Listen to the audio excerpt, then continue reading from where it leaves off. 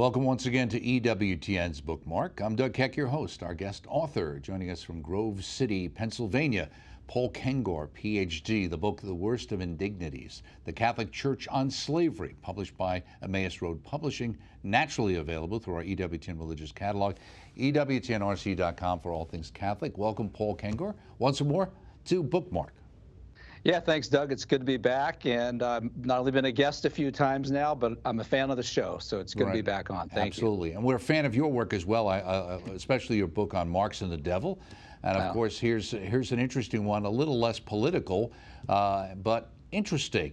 The Catholic Church on slavery. Is that an issue that we need to address that hasn't been addressed in your mind? Yeah, unfortunately it is. And in fact, I think it's becoming even more of an issue because the church has been victimized by some of the same sort of, for lack of a better term, kind of CRT, critical race theory element that's out there right now. And I mean, there are these various clubs that are used to beat the Catholic Church, right? The Crusades, the Inquisition, you name it. Mm-hmm. And unfortunately, if you Google around right now, Doug, and people can do this and they'll see right away, and I quote some examples in the book. I mean, you're going to find people out there, scholars who are claiming things like, well, the Catholic Church didn't get around to condemning slavery until, and they'll come up with late 1800s. I mean, some people even claim Vatican II, of all things, right? And you'll hear claims that, well, they might have condemned slavery, but not the transatlantic slave trade. And this is something that I knew as a historian generally, and not an expert at that point, and not until I really dug into this on the Catholic Church and slavery. I just knew that wasn't true, and I had done a piece for Crisis Magazine in the really kind of wild summer of 2020, when there were BLM protests going on and everything, and the 1619 Project was kind of ramping up, and I wrote a piece on how the Catholic Church was really the first abolitionists. I mean, the church was condemning slavery, way, way, way, way before any other country, any other institution. I mean, 400 years before Wilberforce in Britain, 430 years before Lincoln in the Civil War. I know we're going to talk about all this, but so I wrote a piece on that for Crisis Magazine, and my old friend Scott Hahn, who's a good friend of this show and EWTN. Contacted me. He runs Emmaus Road Publishing, and he said you need to write a book on this. Right. And I said, well, I mean, I'm already working on 2 or 3 different books, and he said, but you need to. So he gave me the time to do it, and I did the research, and this is it. This is it. Okay, you write in the preface that slavery is as old as human history itself, and then you mentioned it already, the transatlantic slave trade, which has largely become the image of slavery in the modern mind. And that's the one that relates to the United States, North and South America. But when you start to look into the numbers in relation to how many went to North America, how many actually went to South America, let alone the other aspects of slavery that was going on at the same time in Africa, it really changes your understanding, doesn't it? Yeah, it really does. I mean, you're talking, so the transatlantic slave trade started about 1444, goes on for about 400 years, and altogether, 10 to 20 million slaves altogether. And of those numbers, less than 5%, less than 5% went to North America. All right, and I mean, the Spanish were terrible, Portugal was terrible, the Dutch, the biggest slaving country. All right, and I'd put this aside from the greatest slaving religion, which we could talk about, which was Islam. All right, but the biggest slave country was Brazil. And Brazil didn't get around to ending slavery until about 1888. All right. And I've personally never been to Brazil, but I've seen pictures, and they're not exactly like blonde hair, blue-eyed, white Northern Europeans. All right, so I don't want to play this racial ethnic game, but the point is, the point is, as I make throughout the book, that what really makes slavery so evil so horrific is that it's not just the United States, right? We in America think of it as this thing almost unique to America, America's original sin, as black people from Africa in America, and that's all horrific, and we fought a civil war over it, and praise God that it ended, right? But slavery goes back, according to scholars, 8,000, 10,000 years. I mean, this is a Christian network, right? Open your Bibles. Right. Go to the Old Testament. The Jewish people, right? I mean, they were being enslaved always. If you go back to, some scholars estimate that slavery began in ancient Mesopotamia, all right? Go to the book of Genesis, and it describes the confluence of the Tigris and Euphrates rivers, which is where ancient Mesopotamia was, modern-day Iraq, and they flow in, according to Genesis, into a little place called the Garden of Eden, all right? So you could begin the slavery story shortly after that.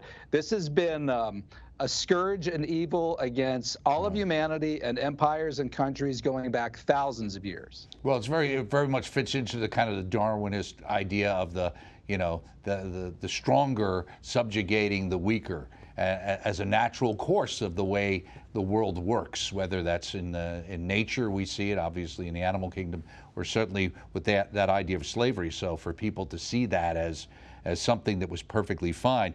In the beginning, in the preface, you have a quote here. It says, "Slavery was a worldwide institution for thousands of years," notes the brilliant scholar Thomas Sowell, who is fantastic.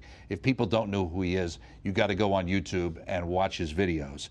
And he's fantastic. A black American. People of every race and color were enslaved and enslaved others. White people were still being bought and sold as slaves in the Ottoman Empire, decades after the American blacks were freed after the Civil War. And you talk about the one civilization to step forward and fight to end all of this slavery was Western civilization, which at the same time is the one taking the biggest hit over it. Right. Yeah, that's exactly right. Western Judeo-Christian civilization, and led by churches, by Christians, in the United States by Protestant Christians, and Western Europe by Catholics, and throughout Europe by the Catholic Church going back hundreds of years. In fact, as I know in the book, I mean, you could go back to the 300s, the 400s, the 500s, early church councils. St. Patrick was a slave, okay? I mean, on and on and on. And Thomas Sowell also points out, Doug, that what makes America so unique, again, about slavery is that not only were we one of the first nations to abolish it, but we abolished it through the bloodiest war in the history of our country. Now, the Civil War, where at least 600,000 boys died, and these are by and large white boys fighting white boys over the institution of slavery, right? With all these northern boys dying to try to stop slavery. 600,000, we think today it might even be as high as 700,000. By the way, that's out of a population of about 20 million people in the 1860s, okay? So 600,000, 700,000. That was more than the combined deaths for America in all other wars in the history of the country. Add up World War I, World War II, Korean War, 50,000 dead, Vietnam War, 50,000 dead, Gulf War, Persian Gulf crisis, all of them. And then you get to close to the number of people killed in the American Civil War. So that's really what's unique about us, commendable about us. And people also want to beat up the founders. But as Lincoln said, in my home state of Pennsylvania, in Gettysburg, in 1863, he said 77 years ago, that's 87 years, that takes you back to July 4th, 1776. He said, our founders put forth the proposition that all men are created equal. Now, the founders at the time couldn't pull off abolishing slavery. I mean, they would have never had the Revolutionary War. They wouldn't have had 13 united colonies. But they had put in place the principle that all men are created equal, right, by their creator. So they put in place the ideals that it would take somebody like a Lincoln later, and again, through a horrible civil war that Lincoln himself gave his life over, to abolish it in the United States. Right, of course, rather than the 1619 project projection about when we started and what it was based on. You also make the point here, and this is really important for people to understand, certain places in recent times, like pockets of Africa, has continued usually without a peep, meaning slavery.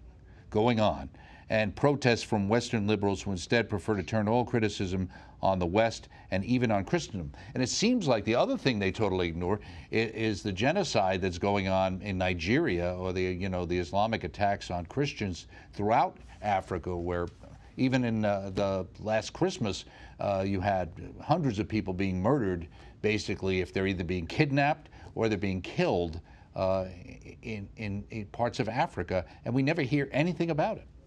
No, in fact, people could Google U.S. State Department report on modern slavery in the Sudan and read about what's been going on. And those there are Christians who are being, right?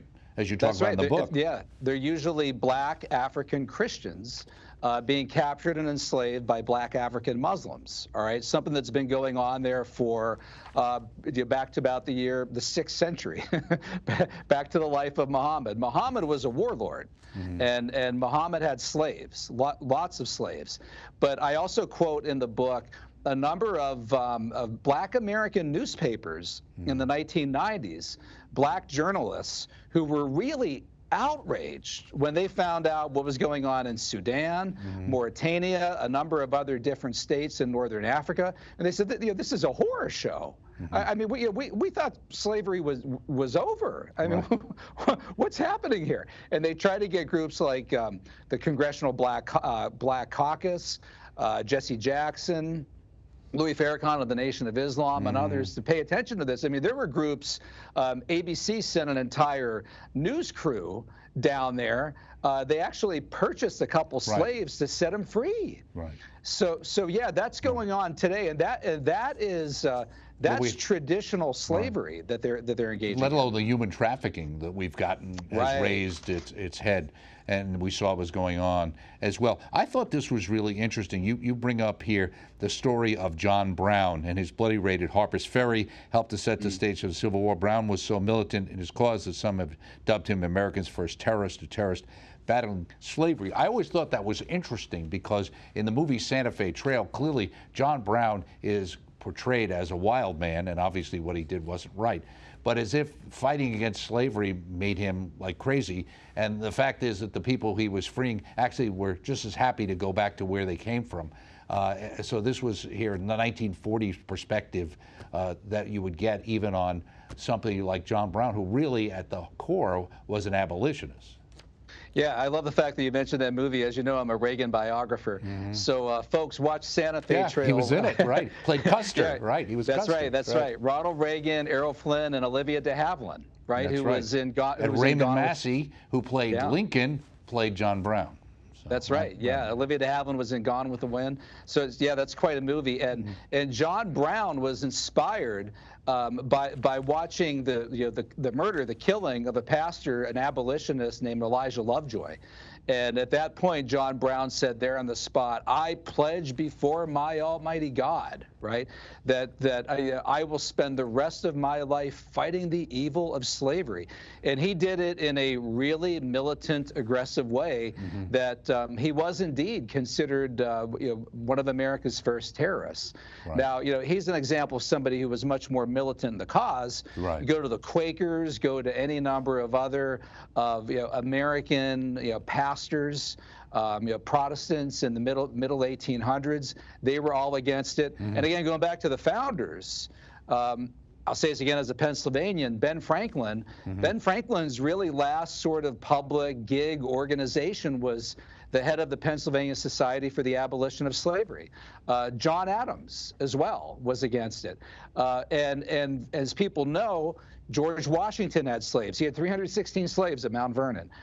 Thomas Jefferson had slaves. James Madison did. But this is the key point.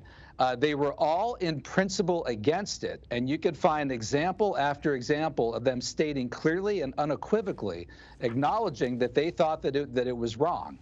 And they even, including Jefferson, they took part in legislation, sponsored legislation, did what they could to stop slavery. By 1800, I mean, Congress, this is 60, 70 years before the Civil War, had already banned the importation of slaves at that point. So they were doing what they could. And people would say, well, why didn't Washington and Right. Jefferson free their slaves? Well, financially, as I said, the wolf has us by the tail, right? The devil has us by the tail. They felt they couldn't personally, financially extricate themselves from it, and it tormented them. Washington, at the time of his death, freed all of his slaves on Mount Vernon and actually left endowments for all of them. One of the slaves was still collecting on the endowment, I think, into the 1830s. Washington died in 1799. So some of these were pretty generous endowments. But yeah, they had slaves and it was wrong and they knew it was wrong, but at least they understood that it was wrong and they set in place the principles to eventually lead to abolition. Folks, this stuff doesn't happen overnight. All right. I mean, it takes time. It took time. In principle, these things happen overnight. In reality, it's much different. It's interesting, too, because you point out the connection with the Marquis de Lafayette, right, as being the one who really prompted Washington in many ways to try and do something, right? He did, yeah. There's letters between Washington and Lafayette, Robert Morris, others. And by the way, I should note here, we now, we're Catholic. I'm of Italian ancestry on my mom's side. They are canceling Christopher Columbus, and they've replaced, they're trying to replace Columbus Day with Indigenous Peoples Day. All right, I talk in the book about how the 5 so-called civilized tribes, the Cherokee, the Choctaw, the Seminoles, right, the others, they all had slaves.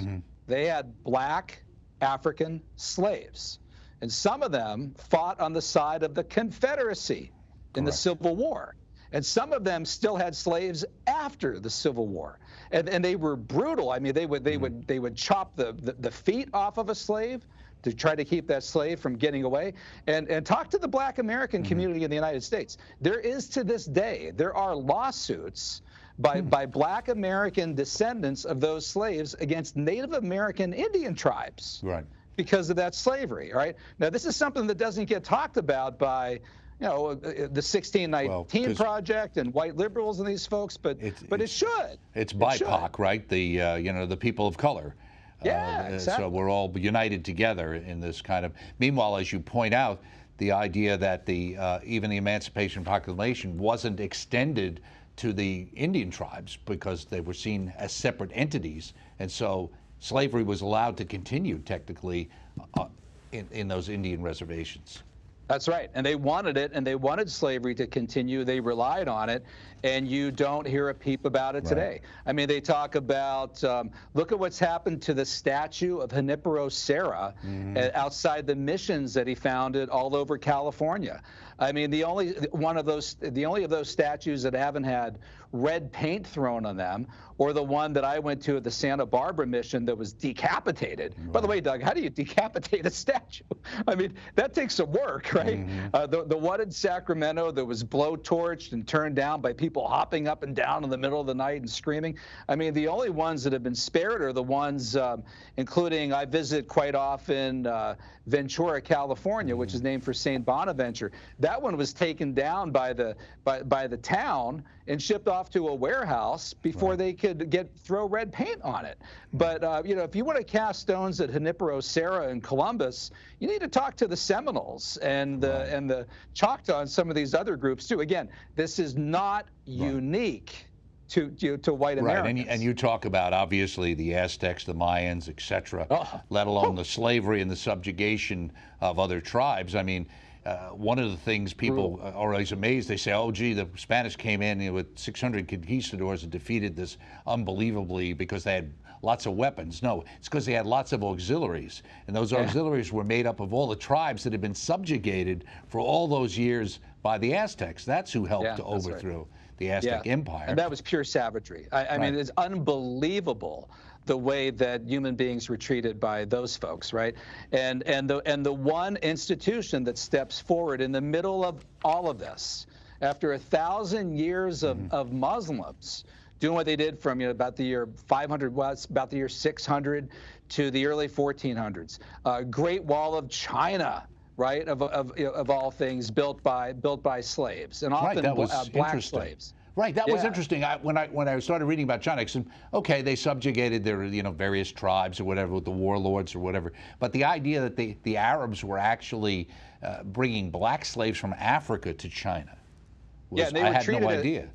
they were treated as racial inferiors as well. Now the very word slave, that comes from the word Slavus, the Latin Slavus, which refers to Slavs. And now my dad's side of the family, so Kengor actually is a Polish name.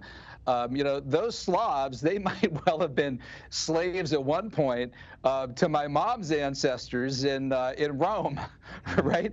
So Eastern Europeans, they did that. And on my mom's side, my mom's family is from Calabria, Reggio Calabria. That whole area was constantly under threat all the time from Muslim pirates. I mean, it was the Order of Malta, the Knights of Malta, the Siege of Malta, 1583, 1563, Battle of Lepanto. Right. If it wasn't for those Christians, the Holy League, the Pope at the time, if they hadn't stepped forward to stop the Muslims in the 1600s, the Muslims could have enslaved the entire coast there of Italy, all the way up to France, all the way up to Spain and Portugal.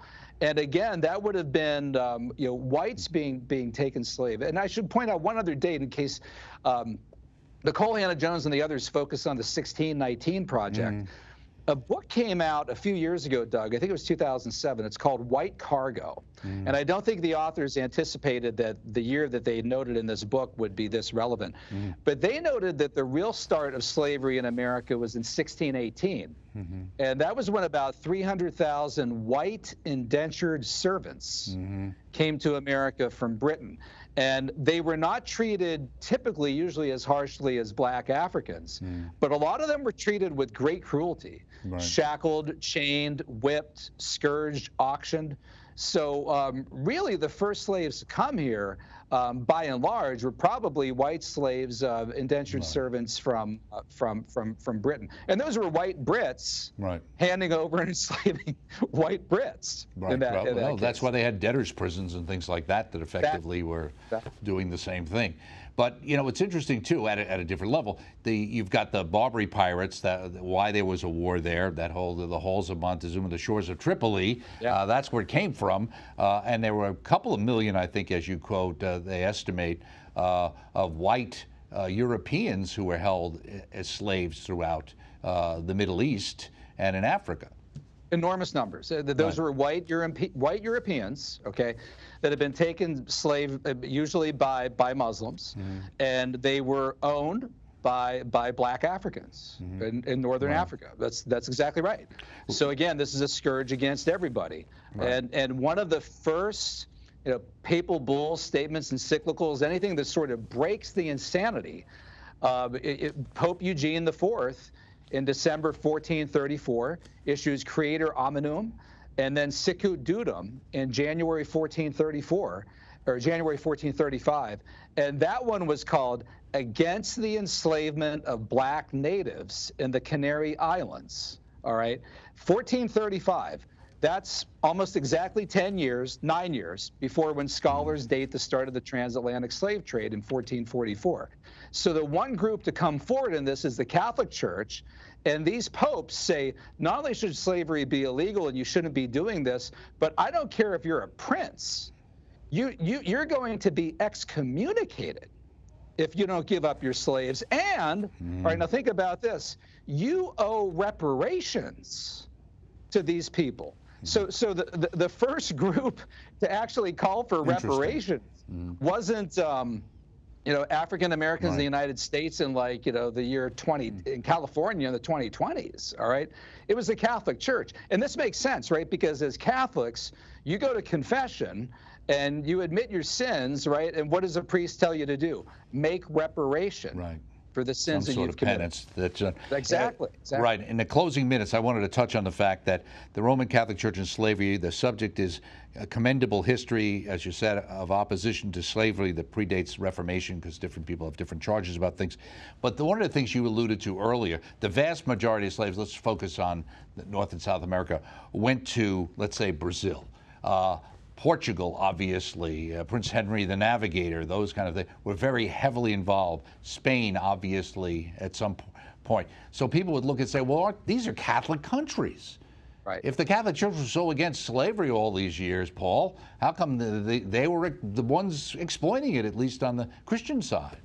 Yeah, well, actually, I quote in the book church councils going back to the 500s and 600s. So what you have there is not a church that's wrong or a Christian faith that's wrong. What you have there are Christians and Catholics who are wrong, right? So it's not the institution, it's not the church. And by the way, people have said, well, you know, the church didn't get around to condemning slavery of blacks until 1800s, Vatican II. No, I just said January 1435, right? Sicut Dudum, against the enslavement of black natives in the Canary Islands. One could argue here, Doug, one could say, wow, well, why didn't they condemn slavery of whites earlier, right? Why wasn't the church condemning the enslavement of Jews earlier, right?